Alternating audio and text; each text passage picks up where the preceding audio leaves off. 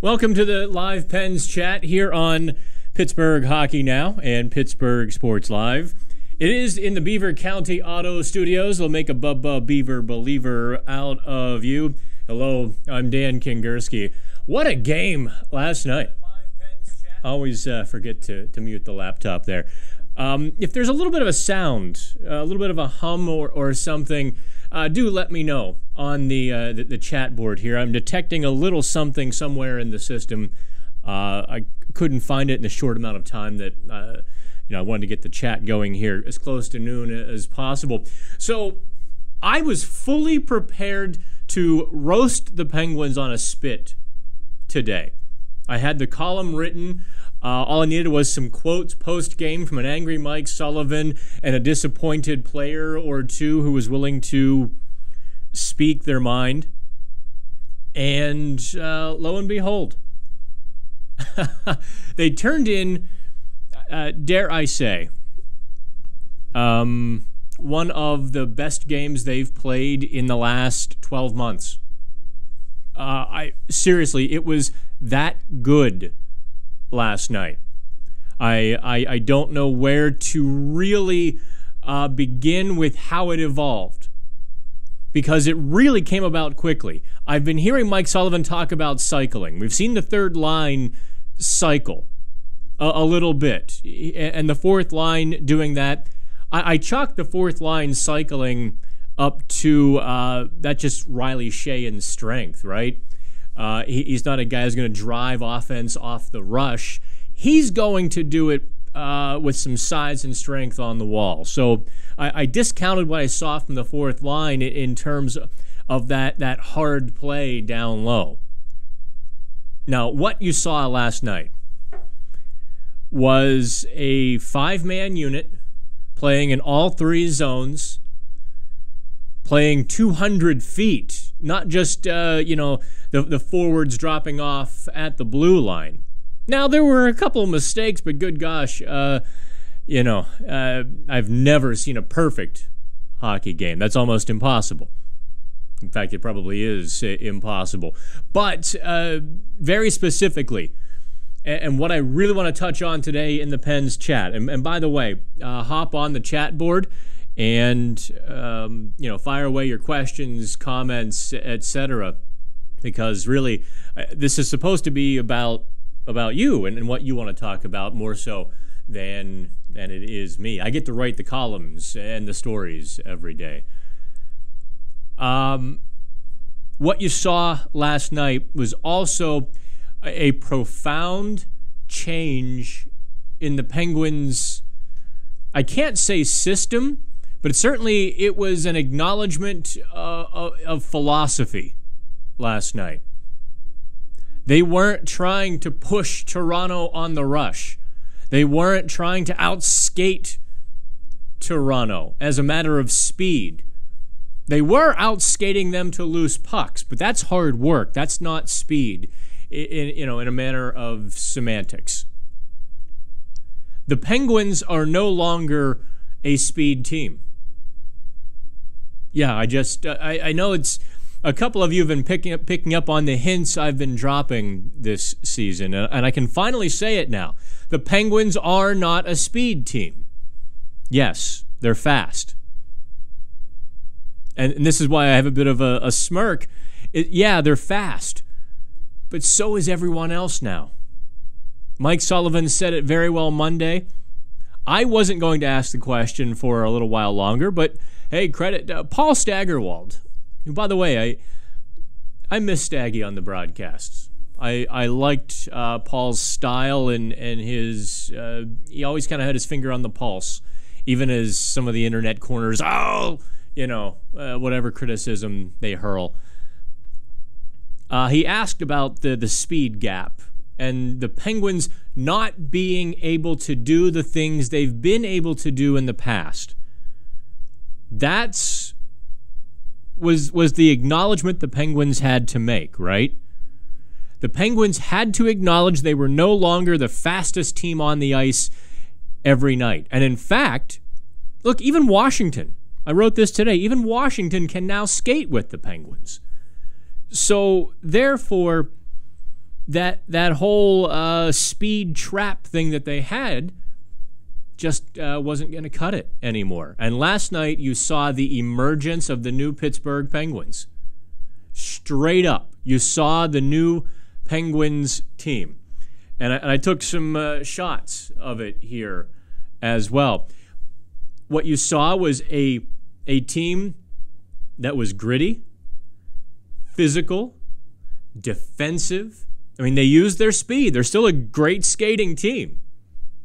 They used that to implement their advantages. Their advantages now are the size and the strength. I mean, the Penguins have 13 players, 13 skaters, not counting the goaltenders, over 6 feet tall. 10 of those guys are over 200 pounds. That doesn't count Patrick Hornquist, who's neither 6 foot tall, or at least listed at 6. I think he is.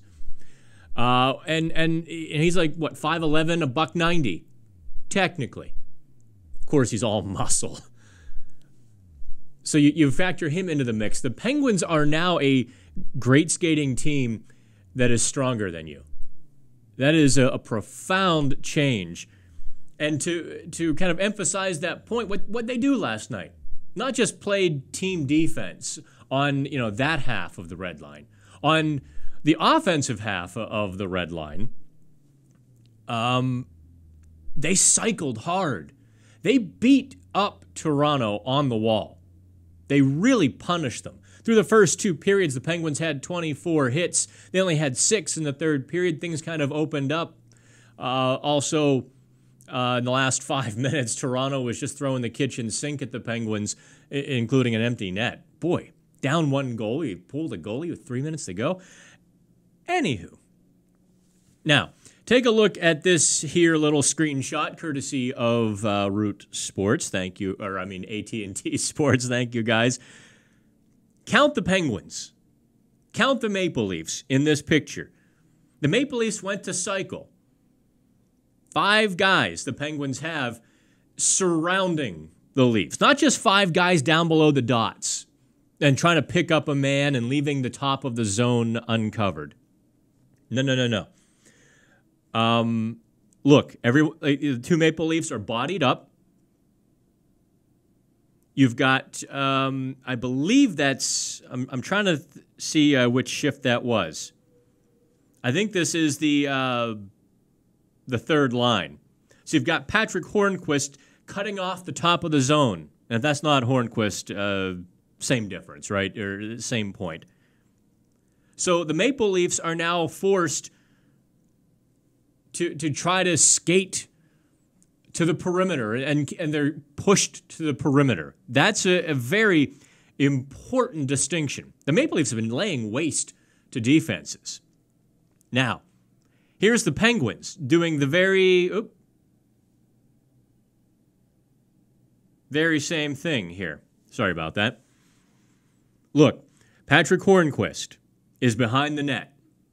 In fact, yes, this is the same shift. So all 5 Penguins down below the dot or at the dot defending. Then they get offensive zone time because they caused a turnover at the midwall. Now this is all coming back to me. So here's the result. The Maple Leafs trying to muscle Patrick Hornquist off the puck. Good luck with that. He and Derek Brassard, you see Brassard at the far left of your screen by the Smirnoff dasher board, they were cycling.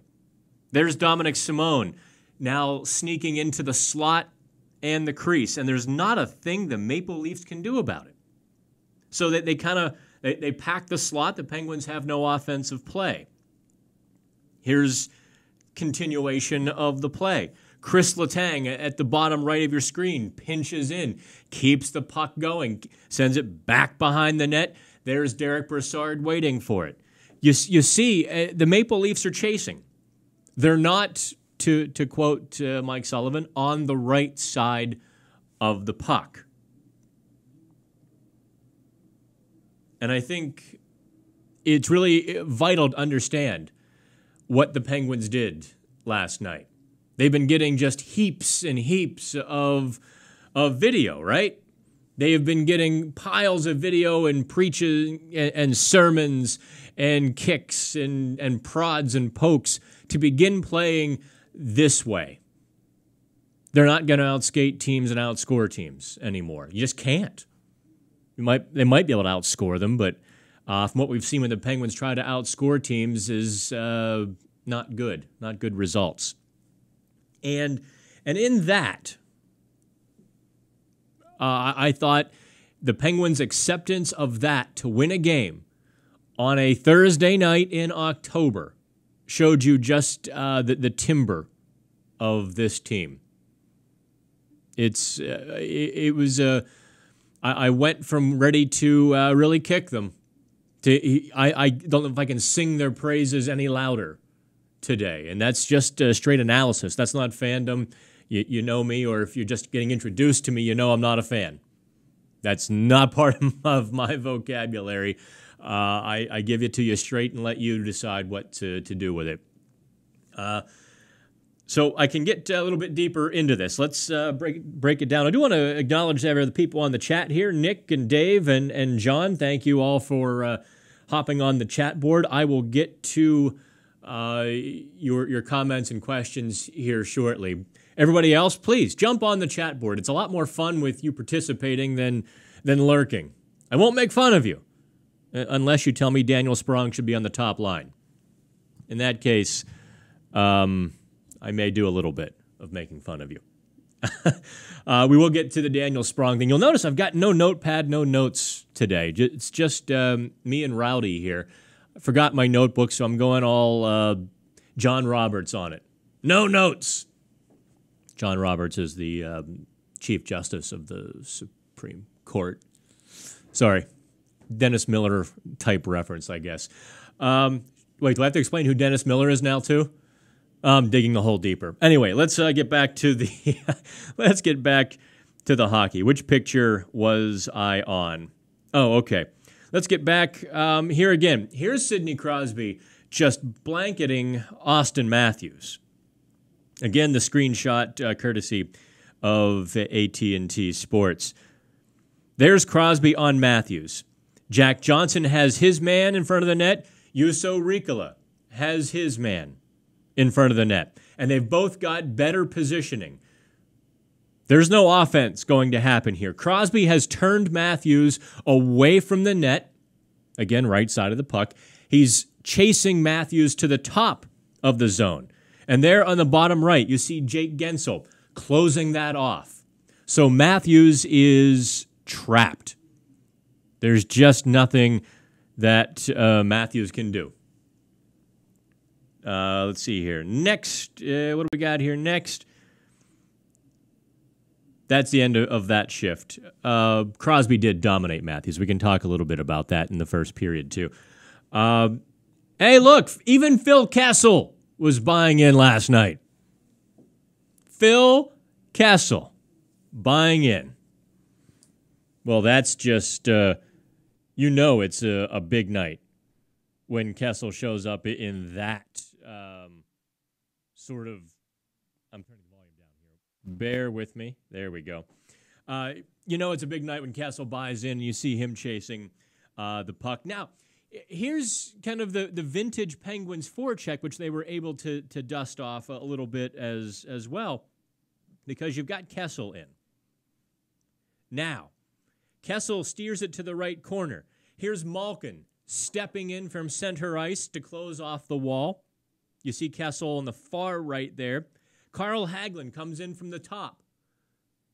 Now, all of a sudden, the Leafs have to use 4 guys to get out of the zone. And here's the result.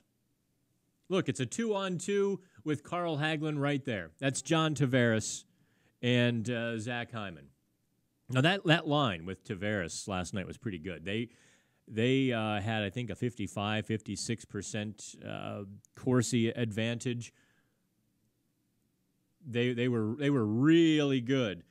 But the Penguins were better in so much you saw Jack Johnson just plant Zach Hyman. I'm going to make sure I say Zach Hyman. I think Rob King last night in the postgame show made the same point to make sure he said Zach Hyman because you really don't want to say, you know where I'm going with that. You don't want to, but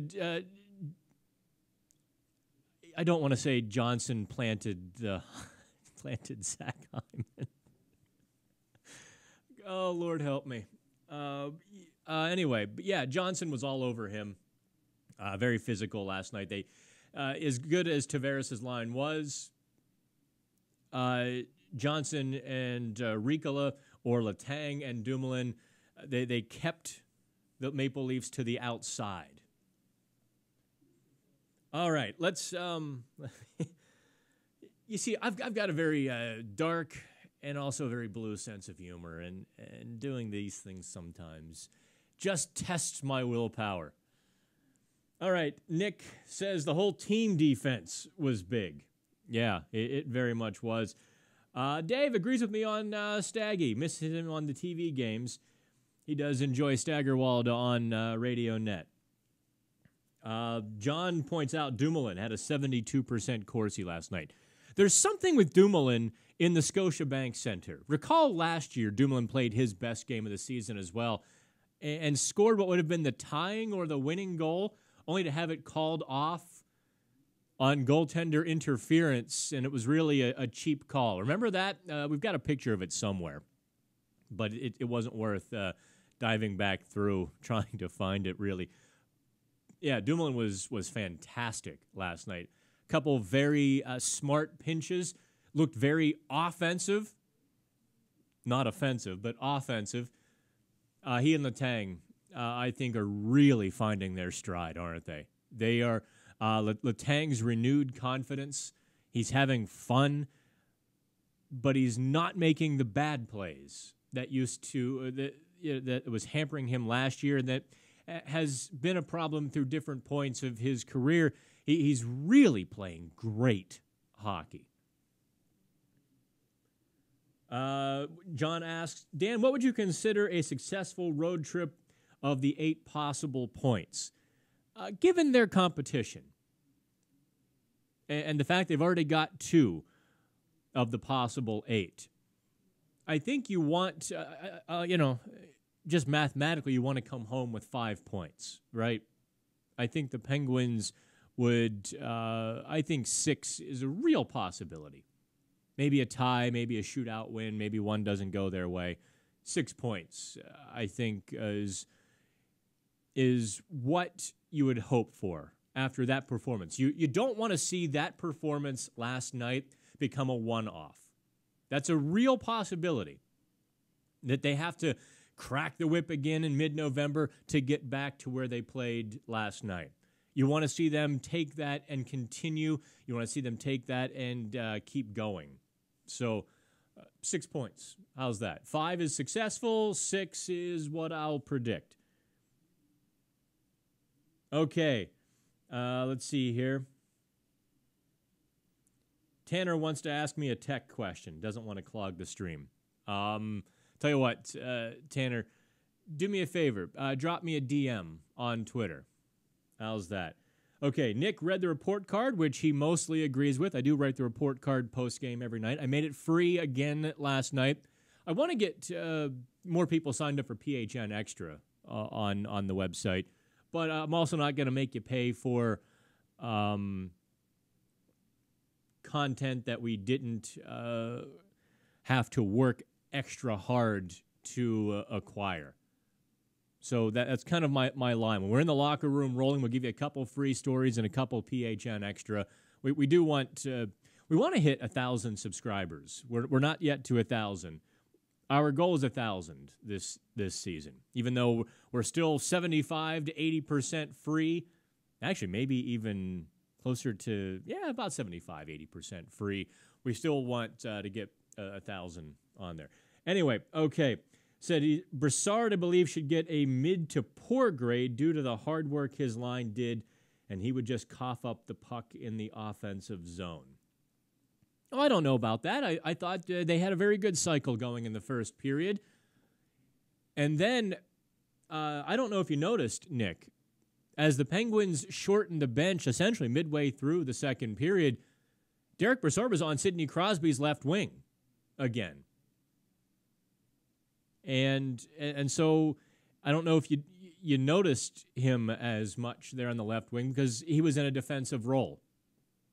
So I don't know that I would give him a bad grade. He certainly missed a couple golden scoring chances. Oh, he had the puck twice, probably 10, 12 feet, inside the, he was inside the hash mark, 10, 12 feet to the net, and he sailed it wide a couple times. Boy, you'd like to see him kind of just ring that in rather than hitting glass. Someone else, Dumoulin, also really missed a couple golden chances, too. Let's see here. Yes, Nick, the audio got real quiet. I was toying with it for just a quick moment. Brad, Brassard has 1 point in 6 games. I know he has skill, but does he have the proper fit to work on this roster? I was a big believer in Derek Brassard last year, and I tout him now. I'm starting to wonder that same thing. Full honesty, Brad. I'm starting to wonder where he fits on this team or if he does. He was downright giddy. He was downright giddy when he got moved to left wing because he felt like he was contributing to the team or had a chance to contribute. It is driving him nuts to be a third-line center, to get 13 minutes, to kill penalties, to play with Dominic Simone and Daniel Sprong. Now, that last part is purely my conjecture, but it's killing him. I think, here's a guy that was a number 1 center in Ottawa, and now he's a 3. Some guys just don't adjust to that. I would stick with that Brassard, Crosby, Gensel line for quite a while. Just lock it in for 10 games. Work with them. Work with Gensel on playing the right wing. Work with Brassard on playing the left wing. And just lock it in. Don't tinker with it. The Penguins have that second line with Phil Kessel, which is going to be a problem at times through the season as Phil Kessel comes and goes, as his defensive work comes and goes, and his interest wanes and ebbs and flows and all of that stuff. So to have Brassard on the third line, it's better for the Penguins, but if he's not going to produce, I wrote this back in early September, that the Penguins needed to consider trading Brassard for a guy who wanted to be a third-line center. I wasn't wrong. If such a deal occurs in a month or 2 months from now, it's got to be a tempting proposition for the Penguins. Of course, you'd get more than just a third-line center for Derek Brassard. You'd get a lot more than that, and that's what makes that tempting. So, Brad, I think I answered your question in far more detail than you probably expected. Let's see here. J-Plan.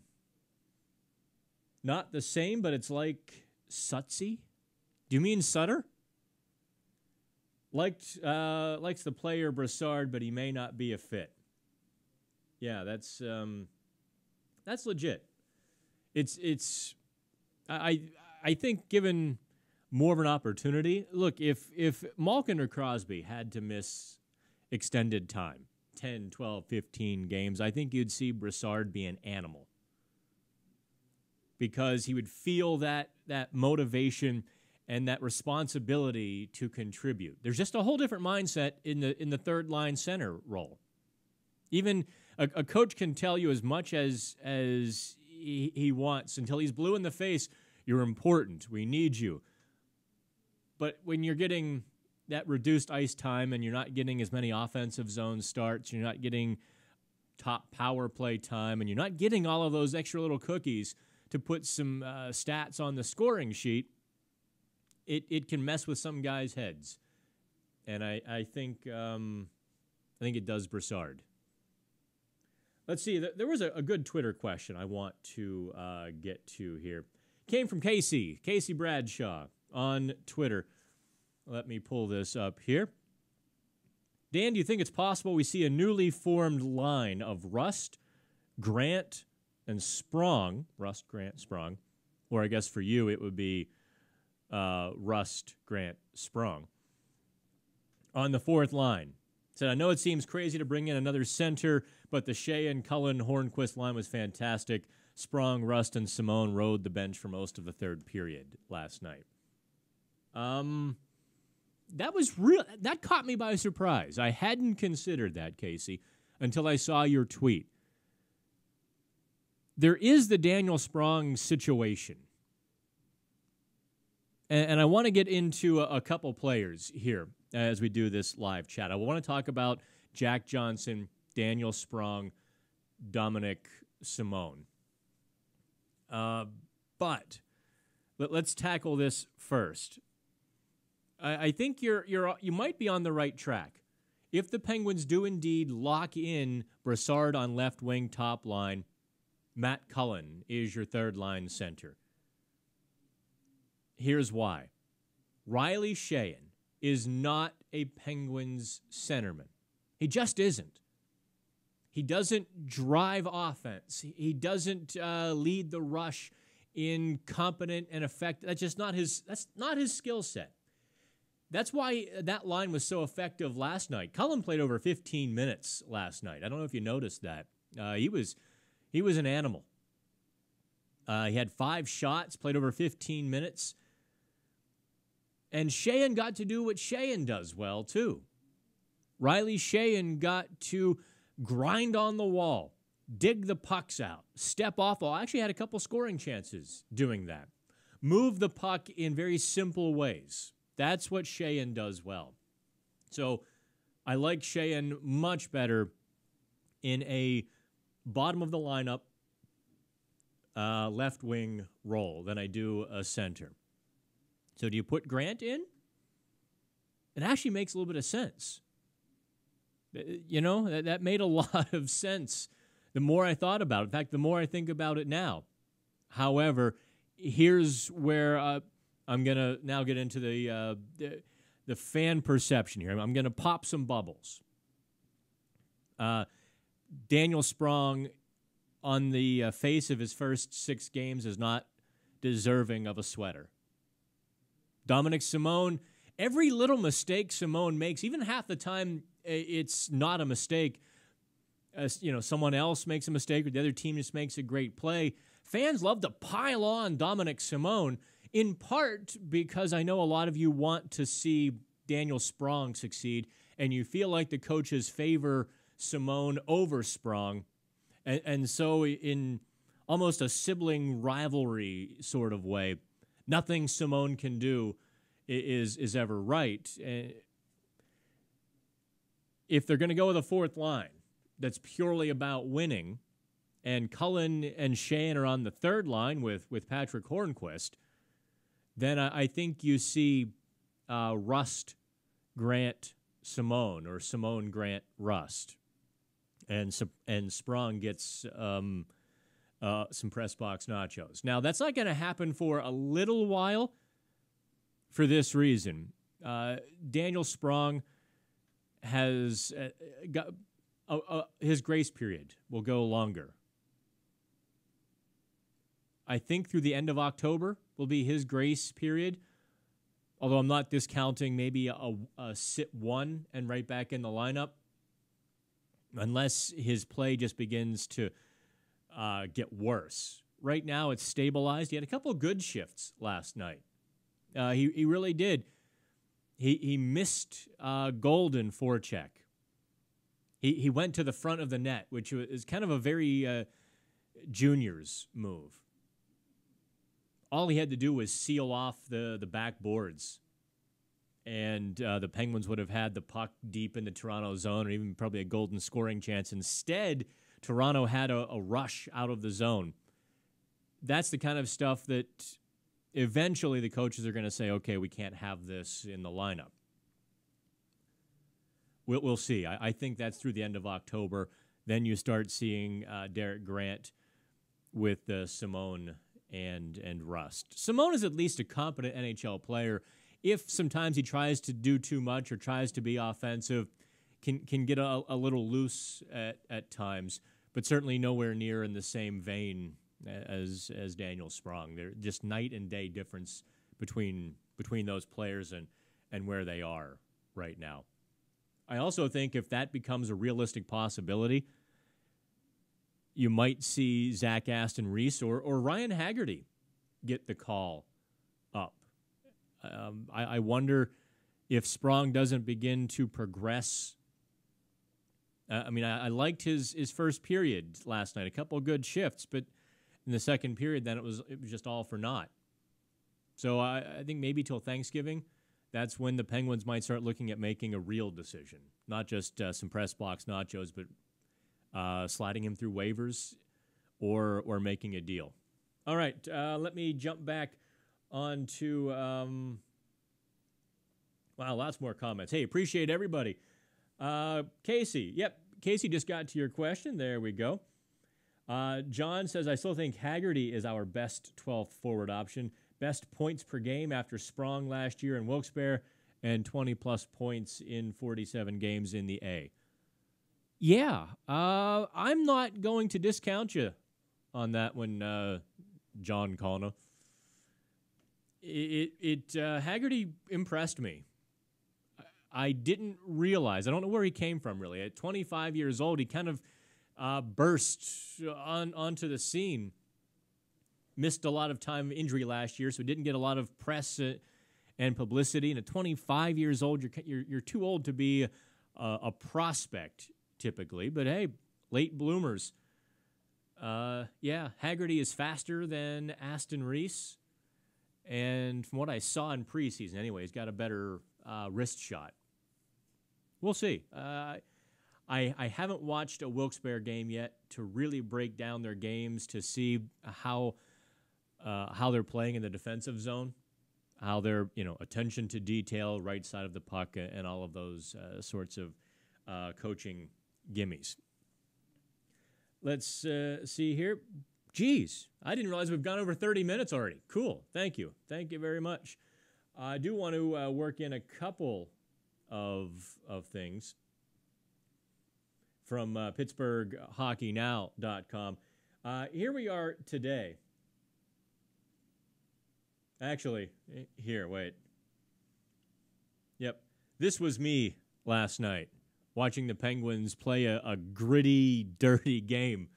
Have you seen the light? Jesus H. Tap dancing. I have seen the light. Anyway, there is Pittsburgh Hockey Now. If you can, do me a favor. Share our article around. The more you share it on Facebook or Twitter, the better Google treats us. Some of the big guys have caught us this year. Flat up. The Tribune Review has implemented some changes. We were kind of kicking their butt last season, and they put some money behind some things, and so we're back to little guy status, fighting to get space on the Google search engines and those sorts of things. So I appreciate you helping on the chat, and if you can help us out, I think I've kind of gone over the Penguins' evolution in the first 10 or 15 minutes of this here little video, and the report card was very complimentary. A fun read, by the way. Oh, here's the shift-by-shift analysis that I've been doing at the home games, kind of charting Riikola's progress and Daniel Sprong's progress or lack thereof. Shelley wrote a really cool story. I'm trying to find it. Here we go. The Penguins road trip. They're going to spend a couple days in Banff. Now, I had never heard of Banff. Banff, like Jeff Fafa, Banff Fafa. They're going to spend a couple days in the Canadian Rockies. And this is the brochure for where the Penguins are going to hole up for a couple days with some team bonding. Not a bad way to spend an October night, eh? So that's kind of where we are with everything. I appreciate y'all hanging out. We are in the Beaver County Auto Studios to make a Bub Beaver believer out of you. If you're hopping in a new car anytime soon, Dodge, Jeep, go up to Beaver County. You'll get a better price and tell them that we sent you. All right? Pittsburgh Hockey Now, Pittsburgh Sports Now, Pittsburgh Sports Live. Definitely let them know that we sent you. Anything else you want to talk about? Hop on the chat board. I'll kind of keep that open. I'll roll through Twitter here before I close this down. Lots of likes and retweets, and I appreciate that. No, I guess that's about all she wrote, isn't it? Well, I appreciate y'all more than you know. I'm having a blast this season. I guess I always ended my podcast with talking about some stories and some personal sides of the business. Maybe I'll start doing that here. I got some shoulder boobs in the sweater. I didn't realize until I was at the office. Carrying the briefcase 6 blocks. I didn't wear the vest today, but anyway. This season is really a big one for Pittsburgh Hockey Now. And because the big guys are dropping money, look, we jumped past them. I don't know if you realized, if you searched Pittsburgh Penguins in May, June, July, there was us. There was Pittsburgh Hockey Now. And the big guys looked at that and said, whoa, what happened here? And we know for a fact that they're spending money. The NHL and its local member club are still waiting to see how we grow and progress. We thought we were there this season, but obviously you can tell I wasn't in Toronto last night, and I'm not making the West Coast road trip. And I don't believe that anything's going to change this year in terms of our travel permissions, which is really disappointing to us. Don't get me wrong, but that's their right, I think. We're going to be working hard, very hard, and this is kind of it's not a make or break year because we've already made it. We've cleared our minimums to stay in business and to have money to operate, and it's extraordinary that I can pay Shelley to be our number one reporter, but we want to get bigger. We want to be one of the mainstream big boys. That's really where we're at with things, and we need some help getting there because we've been knocked back a little bit. So game on, and I appreciate all of your help. So until we do this again, I guess Penguins don't play again until 2. Who the hell made the NHL schedule? Last week of 4 days. This week, another 4-day break, a weekend off? Are you kidding me? Seriously. It's October. The legs are fresh, and they're getting 4 days off again? Come on now. Anyway, there's my gripe. I will talk to you all again soon. Have fun, kids.